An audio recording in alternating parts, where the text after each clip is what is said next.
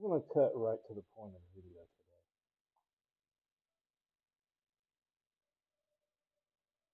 College costs are way too high.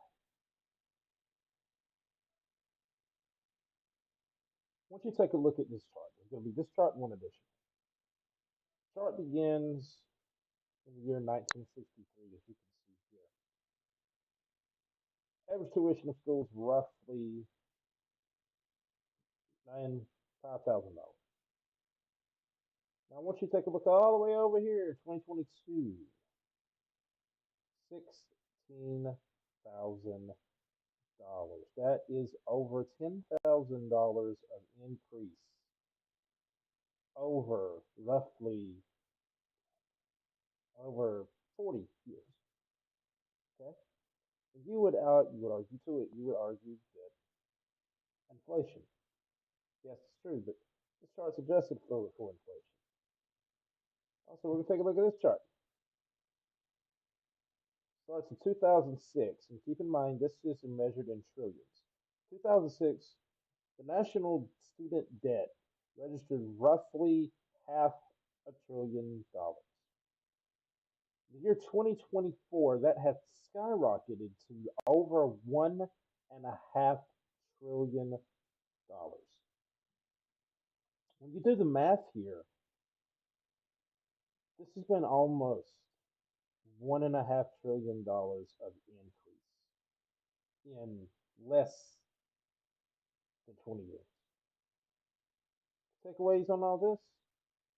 As I said, the cost of college is way too high. It's astronomical.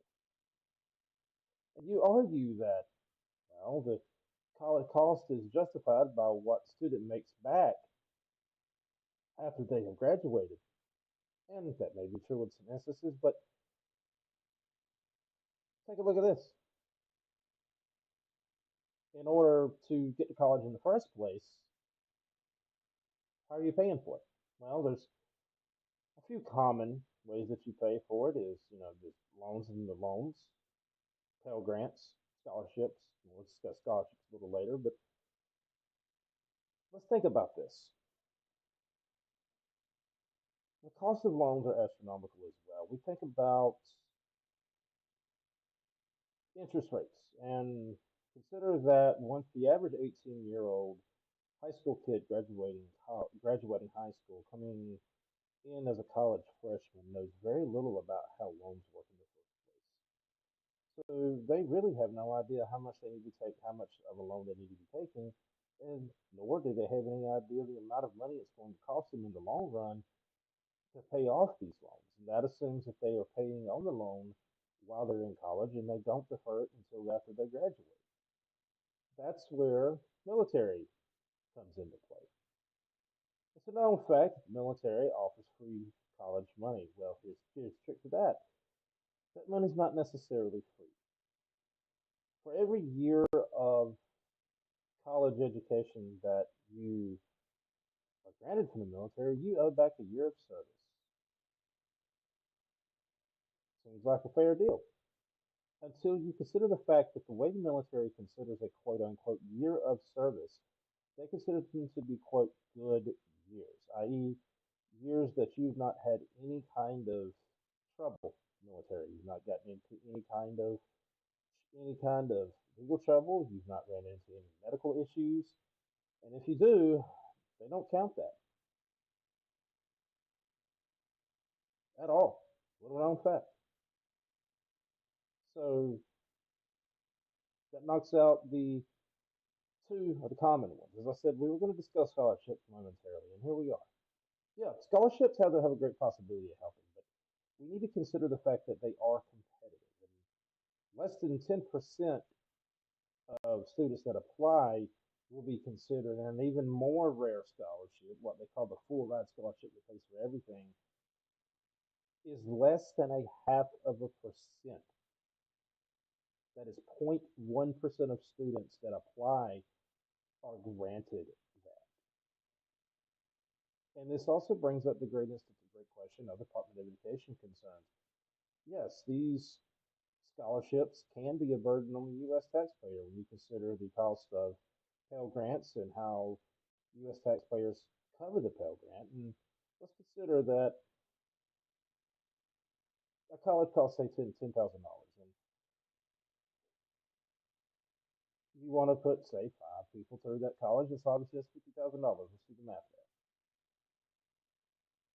If it costs $5,000, for example, you want to put 10 people through the division. Definitely can put more people through on a lower tuition or even a free tuition. And you may argue that a free tuition, a free college education is not viable, that it doesn't work. Well, let's take a look at this. Look very carefully at the chart that you see here. Every single highlighted country here has some degree of a free college education. Even countries that we consider to be relatively third world countries are included on this. Mexico, you'll see here, is included. And we know Mexico is a relatively poor nation, yet somehow they can afford to have their residents be college educated without breaking the bank. We even look at Haiti and Cuba. Same thing, same instance. So why is it that these nations that are not highlighted do not have free education? Well, that's outside the scope of the talk here, but let's continue. There's a way that we can solve this problem. Very, very simple way we can solve this problem.